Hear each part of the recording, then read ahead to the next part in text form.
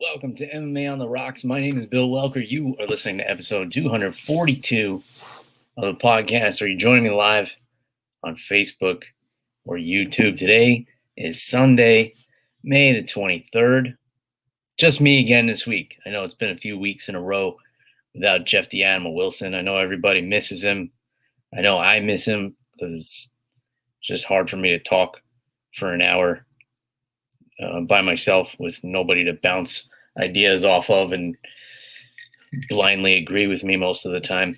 That's why I have to drink so much, guys. I got to coat my throat to be able to deal with, this marathon of speaking for an hour. It's harder than you think. If you think this is easy, try and do it. And try and drink as much as I do when you do it. It won't work out very well. I'm drinking Bacardi Oakheart, which is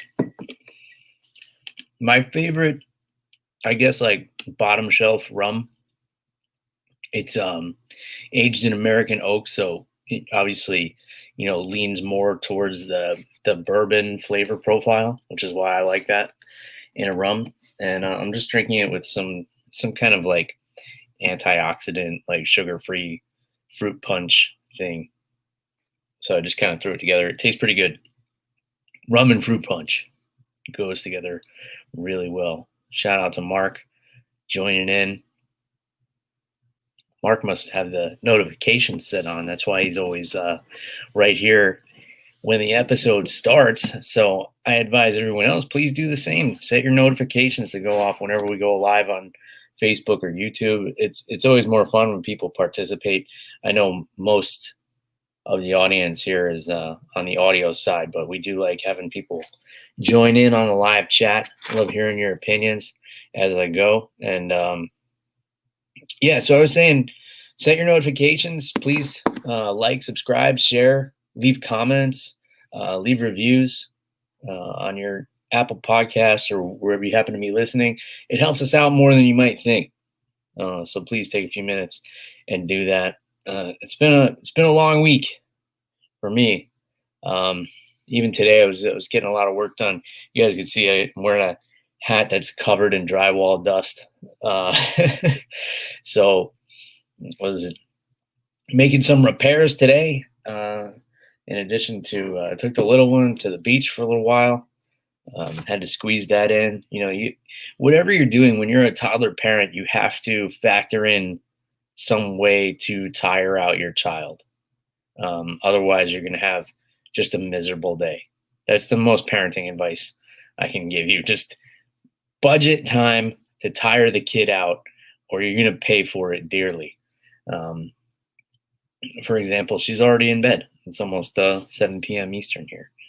So we really wore her out at the beach there, but pretty worn out myself, not going to lie. Sparring yesterday and then did yard work the whole rest of the day. Cleaning up all these annoying pine needles in my yard. You guys don't want to hear me bitch about that, though. More rum.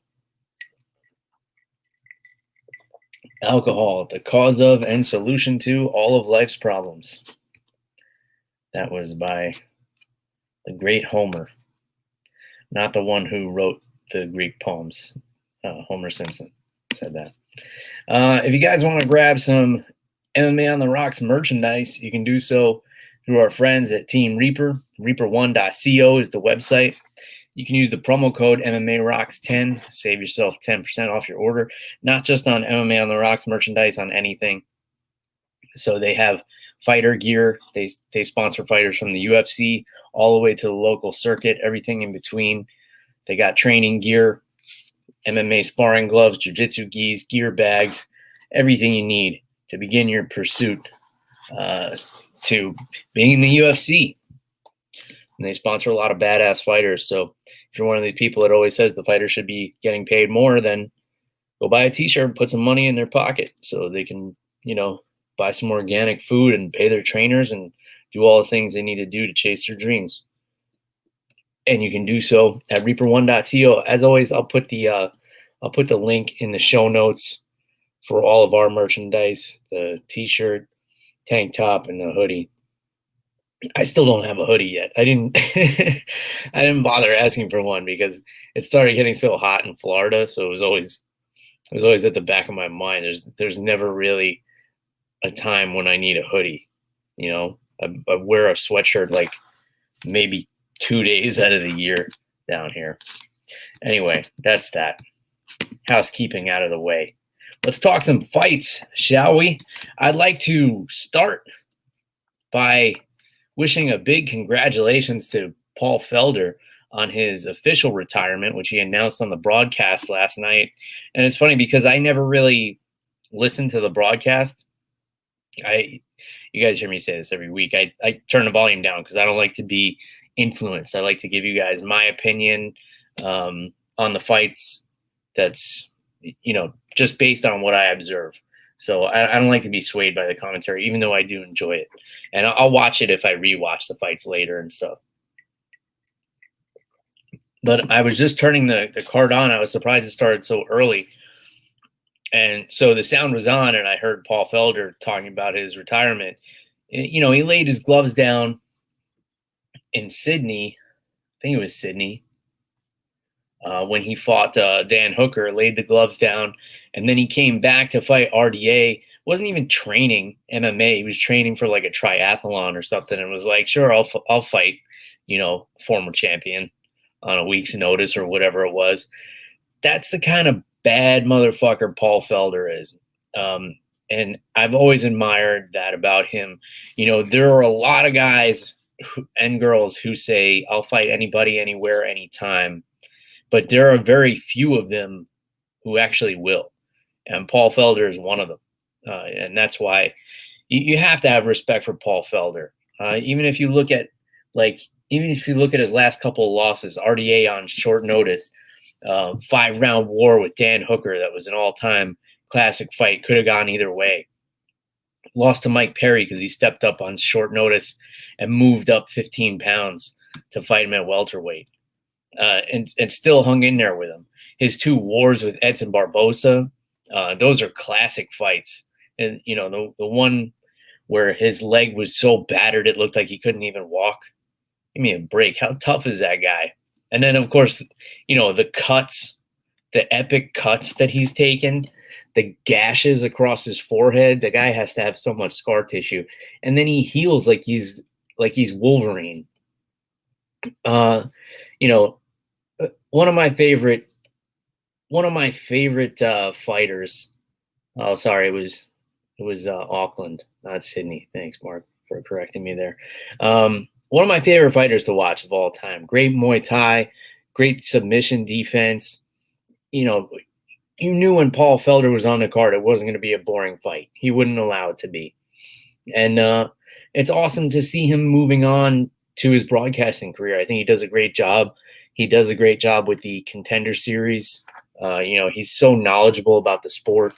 Still doesn't know the difference between a Darce and an Anaconda choke, and I always find that funny that he always admits it every time.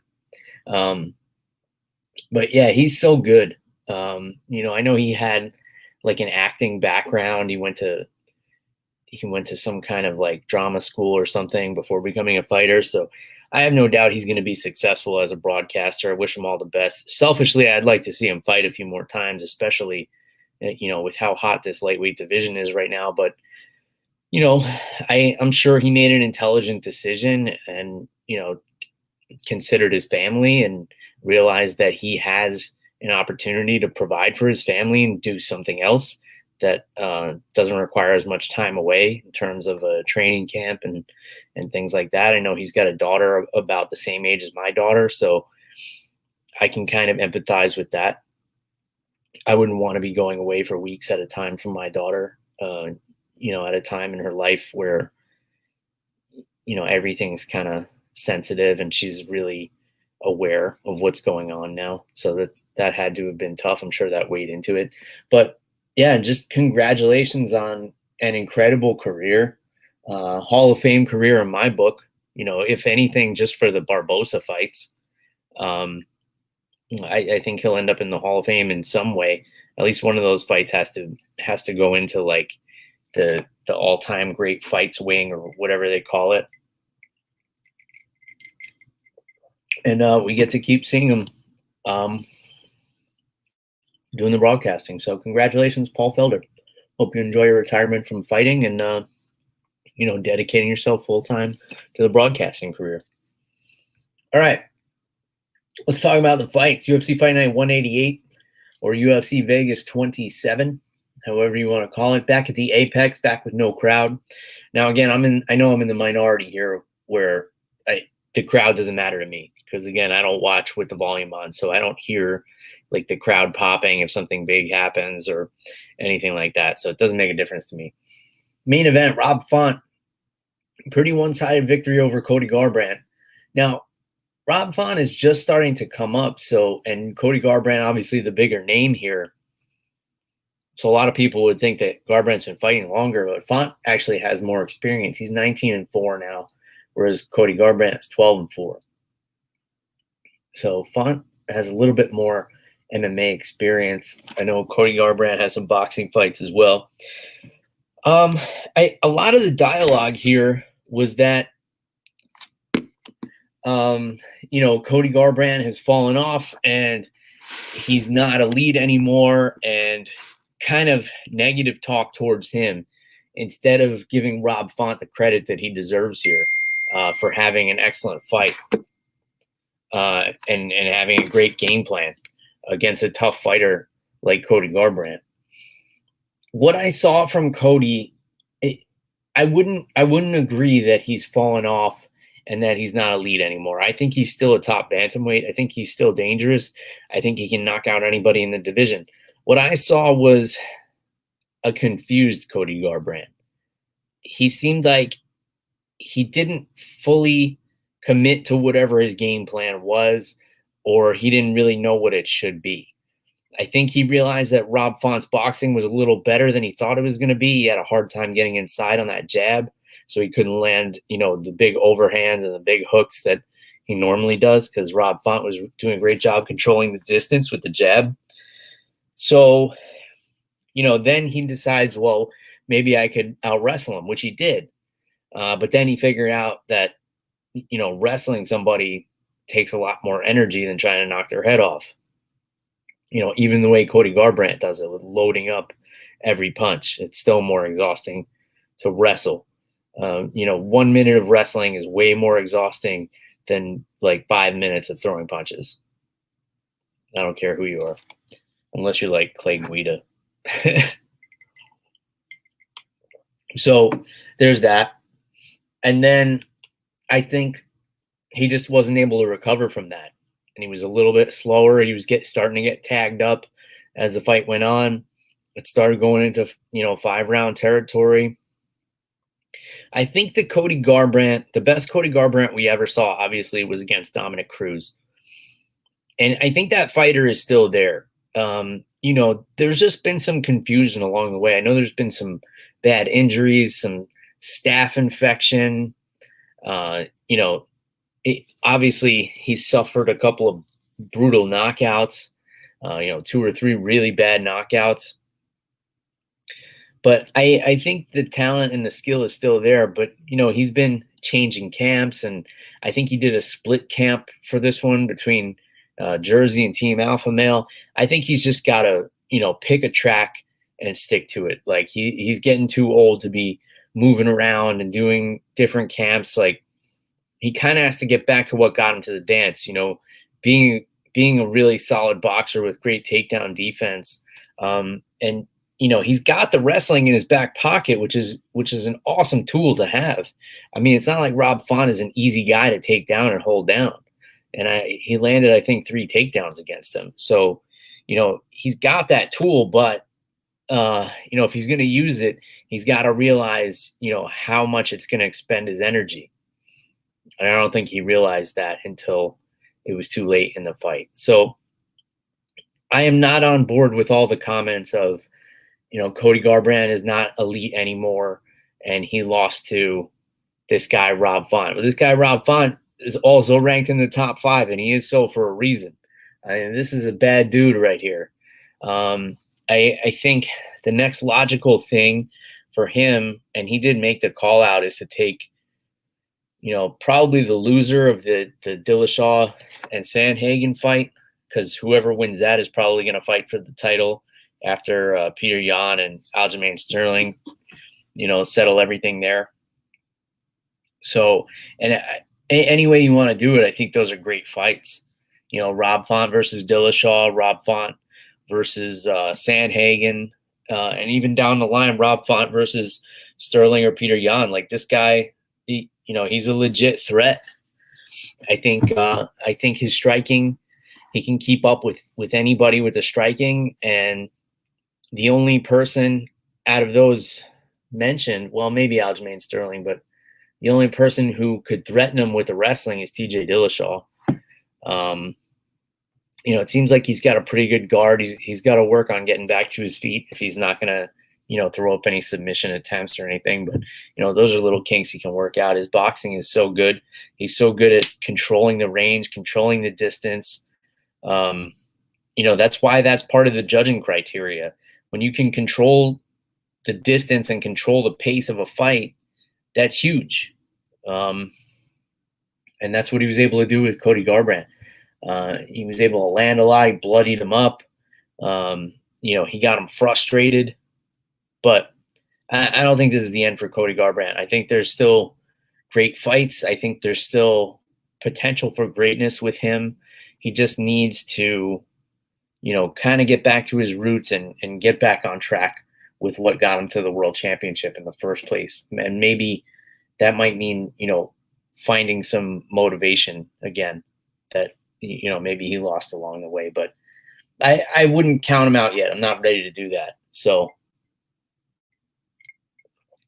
that's not what I saw. I saw him, get outclassed by a better fighter last night. And it doesn't mean that he'll always be the better fighter. These two could rematch and it could be a completely different fight. So congratulations, Rob Font. Great performance. I definitely want to emphasize that. I don't want it to be, and this is always what it is. When the bigger name guy loses, it's always like, oh, well, he can't do it anymore. As opposed to giving the other guy the credit that he deserves for beating somebody who's a former champion, who has like probably the scariest knockout power in the division right now. You got to give Rob Font all the credit for putting on a performance like that. And he did get rocked a couple of times by Cody too. Like, Cody stuck him a few times in that fight. It was a good fight. It started to be really one-sided after like the third round. And I think I even gave Cody maybe the first or the second. I know everybody was saying he didn't do anything with the takedowns, but I always say you get the takedown, and that's big. Because have you ever taken a professional athlete to the ground and held them there when they don't want to be there? Not an easy task, folks. Co-main event, Carla Esparza, dominant over Xiaonan Yan. This was a different level for Carla Esparza. I can't remember ever seeing her this vicious. She's always had the wrestling, probably the best wrestling in that division, especially now that Tatiana Suarez is moving up to flyweight. Esparza definitely has the best wrestling. Her technique is so good. She makes it look easy. And Yan kind of gave her that first takedown, and it was all downhill from there. She wasn't making any attempt to get back up. All she was doing was, they say she wasn't trying to win. She was trying not to lose. So she was trying to stop Carla from mounting her, when you put your ankle up on your knee to prevent the mount. That's not trying to get back to your feet. That's just hoping like the round is going to end soon and the referee will stand us up, as opposed to actively trying to get up. But Esparza wasn't having it anyway. Even when Yan was trying to get up, Esparza, was a step ahead of her every time. She got that crucifix position at the end, bloodied her up. Just vicious, brutal from Carla Esparza. It was awesome to see. And a lot of people calling for her to get a rematch against the champ Rose. She has a win over her. So there's a little There's a little vendetta there, a little drama. So I'm sure Rose wants to get that one back because she's a competitor. The fight between Wiley and Rose doesn't warrant a rematch. So this is the next logical thing. Carla didn't take any damage in this fight. So I'm sure she could get back in there in like 3 months or so and take it to the champ. And I think that's a fun fight. And if you asked me like 6 months ago, would I want to see Carla Esparza fight for the title? I would have been like, no, I'm good. But now after seeing this performance and knowing she has a win over the champ and, there's a little friction there. Yeah, let's do it. Let's set it up. I'm all for that. Let's give her the opportunity to get back that title that she touched for a brief moment. The first ever strawweight champion and then lost it quickly to Xiaonan. Okay, bloodbath of a fight. Jared Vanderaa against Justin Tafa. At some point, Vanderaa got struck with an elbow, I believe it was, against the cage. And then both of these guys, like their stomachs were just covered in blood. It looked like something out of The Walking Dead. Like they just slaughtered a whole bunch of zombies or something and just walked out of it. And neither one of them reacted to the blood. This is what I loved about it. Like these guys are covered in blood, like blood everywhere. This is like they worked in a slaughterhouse. And they just keep, throwing bombs at each other. This is a really fun fight, really exciting fight. Vanderaa getting the unanimous decision. It went the right way there, in my opinion. He definitely did more damage. Tafa was just kind of wildly swinging for the fences. He did land that one big shot that cut Vanderaa out, obviously. But, aside from that, he was just getting picked apart in this fight.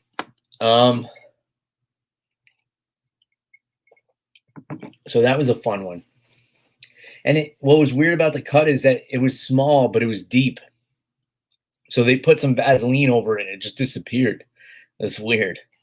Very strange cut. Norma Dumont split decision win over Felicia Spencer. I'm surprised to see this as a split decision because I saw Felicia Spencer losing this whole fight, like every single round, pretty much. Admittedly, I was a little distracted, but from what I saw, Felicia Spencer wasn't doing anything until the end of the third round where she wound up on top. So I can understand maybe the judges giving her that, but even then, I think she lost that third round.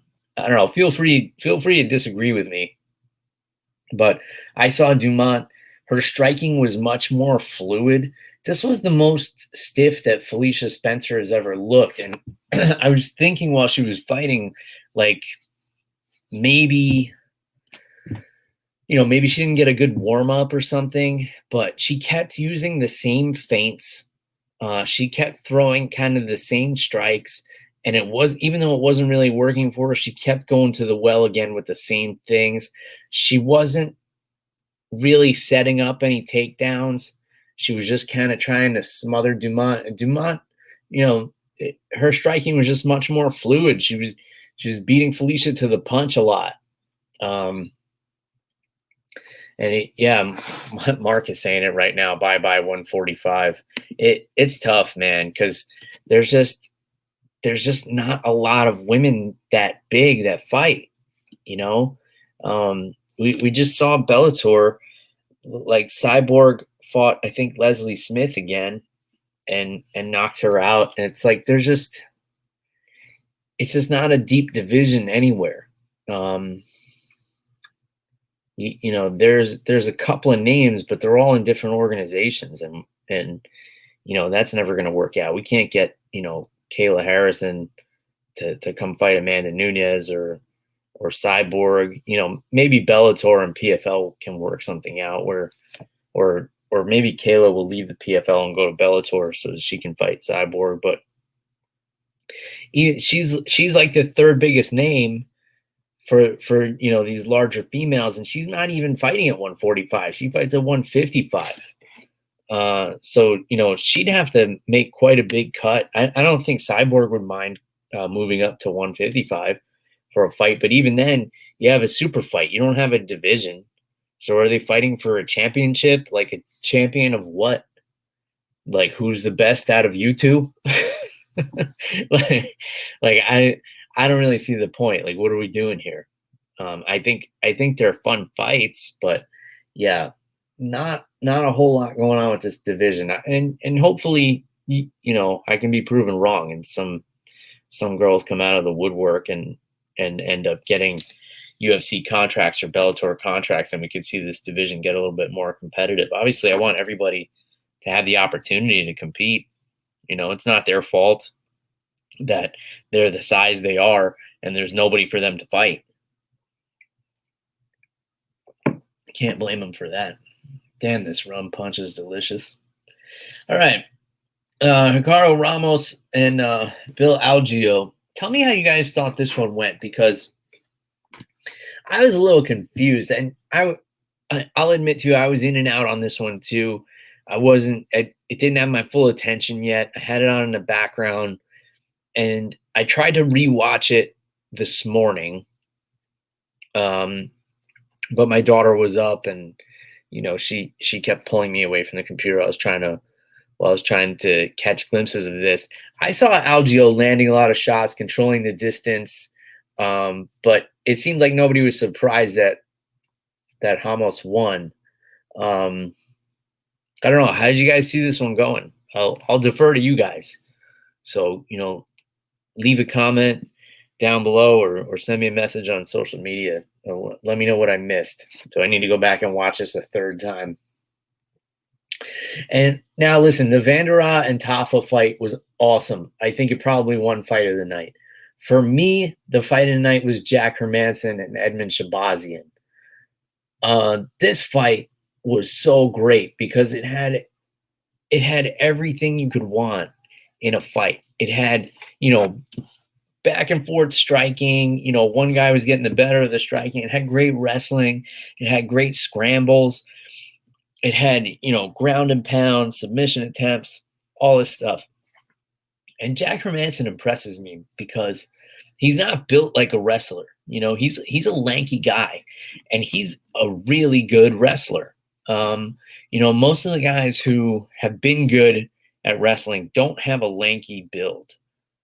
You look at like Daniel Cormier, Ben Askren. These guys have like stockier builds. Matt Hughes. You don't have like a lot of long, lanky guys who can wrestle.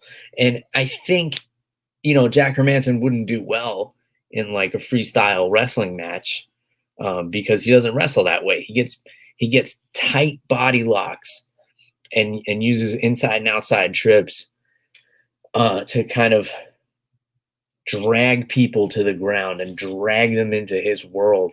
And that's what he did with Shahbazyan. It was, Shahbazyan won the first round. I gave the second round to Hermansson, but it was close.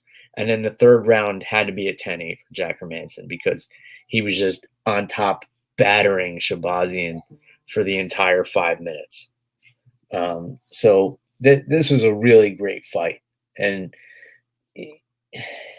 Shahbazyan, I think, just came into the UFC too young and saw some success, and they threw him to the wolves a little too early. Derek Brunson beat the brakes off of him, and now he was in there with Hermansson. It's just too much. I think it's time for a big step down in competition. I think he still has so much potential, but he should have done, they should have groomed him a little bit more instead of trying to pressure this like youngest UFC champion. I don't know why that's a goal for some people. Like, I have to be the youngest person to ever do this. Why? Why can't you just work on being the best to ever do it and do it the right way and take the right steps? There's no rush. You don't need to be getting in there with top 5 guys when you've only had like 10 fights. But yeah, Jack Hermansson needed that one. These are two guys, I think both of them were fighting like co-main events or main events in their last fights, and now they were the opening fight of the main card. So when you're the opening fight of the main card, if you lose, you're most likely on the prelims the next time. So, it's a must-win situation for both of those guys. Ben Rothwell submitting Chris Barnett in the second round with a guillotine. Ben Rothwell, I think, was not supposed to win this fight, but nobody told Ben Rothwell that. This guy, Chris Barnett, a lot of hype behind him, exciting fighter. This is the first time he was ever submitted. So that's something. The guy's 5'9", 263 pounds. I mean, he probably could fight at middleweight if he really wanted to. But yeah, don't put somebody in there to make a name off themselves off of Ben Rothwell, because he will take that personally. Court McGee, unanimous decision over Claudio Silva. Bruno Silva with the knockout, 1-minute knockout over Victor Rodriguez. Josh Kulibau, unanimous decision over Xiaonan. And David Dvorak, rear naked choke, 2 minutes and 18 seconds of the first round over Juan Camilo Honderos. And then Ismagulov, unanimous decision over Rafael Alves. So that was that card. I don't know if you guys can hear my daughter crying in the next room. She's just waking up and asking for me. So there's a chance we could get interrupted here. Let's take a look. Take a look at next week's card real quick. And other than that, I'm going to keep it a pretty brief episode this week. I'll tell you the thing I'm most excited for next week, and that's the return of Santiago Ponzinibbio. I don't know what the deal has been with this guy or where he's been. But here's a guy who was, just about to hit his stride.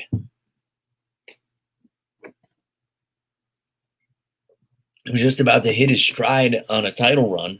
And then, whatever happened, took 2 years off or however long it's been. He's getting in there with the undefeated Miguel Baeza, 10-0. So that's the sleeper fight right there. That's the one I'm excited for. The main event is good. Anytime Rosenstrike is fighting, I'm in. I don't think it's a big draw of a main event. Jairzinho Rosenstrike against Augusto Sakai. It's going to be a fun fight. Obviously, Rosenstrike has that style where he's just so aggressive. And Sakai does as well. 11 knockouts. He got TKO'd by, he got pretty battered by Overeem in his last fight. Yeah, you know what? This is going to be a pretty fun fight because they're both big knockout fighters. So it's just going to be a matter of, who's able to land the big shot first. And that's always a fun fight. Then we got 2 more heavyweights in the co-main event. So it's a heavy card. Marcin Tybura and Walt Harris. That's a good one. Walt Harris, obviously, lots of power. Tybura can take a beating. Good grappling. That's a pretty evenly matched fight, in my opinion. Roman Dolidze against Laureano Starpoli. That's a fun fight. Okay. We got a couple of, at least the card I'm looking at here on SureDog, there's a lot of unknown fighters. Like Angela Hill is on here. They don't have an opponent for her. Makwana Murakami, no opponent. If this is updated anywhere else, guys, please let me know. Yeah, Maki Pitolo is another one. Doesn't have an opponent yet. So I don't know how they're going to sort this out. Maybe Murakami is going to fight Angela Hill. I don't know. And then if you look down at the prelims, we got Ilir Latifi and Tanner Boser. That's a really fun fight. That's a really fun fight. Why is nobody talking about this? Why am I just realizing that this fight is happening now? So Tanner Boser came in with a lot of hype. You know, a couple of knockout wins in his first 5 UFC fights. You know, lost to Arlovsky, lost to Cyril Gane, but both decisions. You know, went the distance with 2 top guys. He's got knockout power. Obviously, you know, Latifi is well established, but not as a heavyweight. So we'll see how this one goes. Sean Woodson on this card against Youssef Zalal. I would definitely make it a point to tune in for that one. And then we got Jordan Levitt on this card as well against Claudio Puelles. Jordan Levitt, you'll remember him. He's the very boisterous young man from the Contender series who TKO'd or KO'd Matt Wyman with that crazy slam in his last fight. That was back in December. And won on the Contender series with a submission in the first round. This guy's exciting. He's definitely somebody to keep an eye on. The prelims are really good on this card. So, yeah, fun card next week. UFC Fight Night 189. This will be at the Apex as well, so no crowd for this one. But then the pay-per-view the following week, I imagine there will be a crowd. I'm going to be away next weekend again, so I don't know what the podcast is looking like. I know Jeff the Animal Wilson and I have to get on the same page. We've just been on different wavelengths the last 2 weeks. He's out saving the world on Sundays. If you want to ask him about it, you can message him on Twitter and Instagram at @animal_Wilson. You guys know how to get a hold of me. It's at MMA on the Rocks everywhere on social media. If you want to get some MMA on the Rocks gear, see our friends at Team Reaper, reaper1.co. You can grab an over-the-top, under-the-influence t-shirt, tank top, or sweatshirt. Use the promo code MMARocks10. Save yourself 10% off.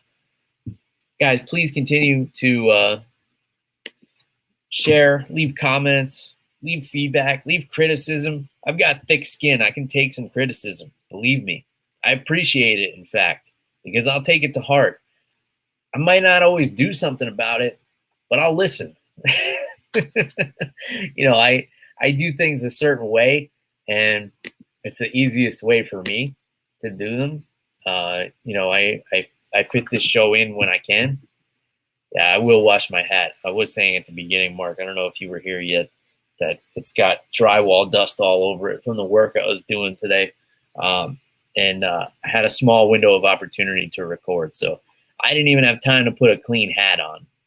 I just turn on and go, and I got to be ready to just talk, and by myself without the animal.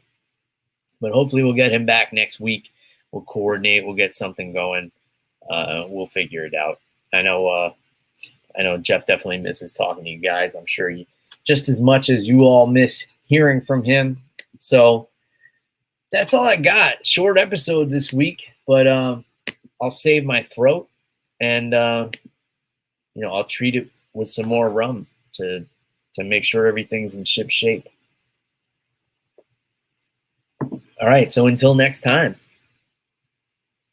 Cheers, everybody. Goodbye.